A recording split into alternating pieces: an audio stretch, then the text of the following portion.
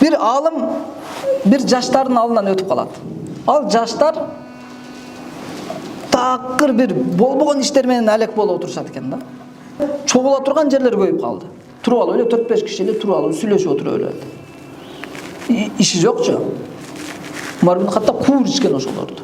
Кээде мечитте жөн эле мечитте отуруп алгандарды эле Умар хатта кууп чыккан. Бар, ишиңерди кылгыла депчи. Дайыма бул не? Активность да. Тиги bir алым өтүп калат.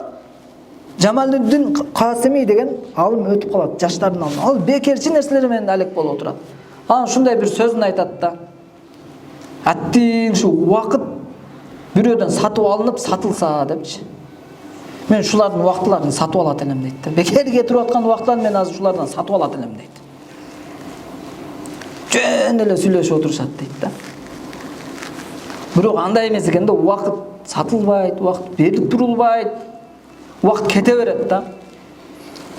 Ошон үчүн мусулман адам, мына пайгамбарыбыз хадисинде айткандай, "Ни'матани" эки немат бар, көп адамдар анын баркын билербейт дейт.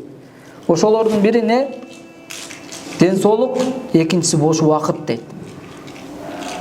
Ошо бош убакытты деле эс алып атам го деп каалагандай эс албастан не кылыш керек экен? Дүйнө акыретиңизге пайда бере тургандай эс алыш керек экен. Балдар деле ушуга көнүш керек.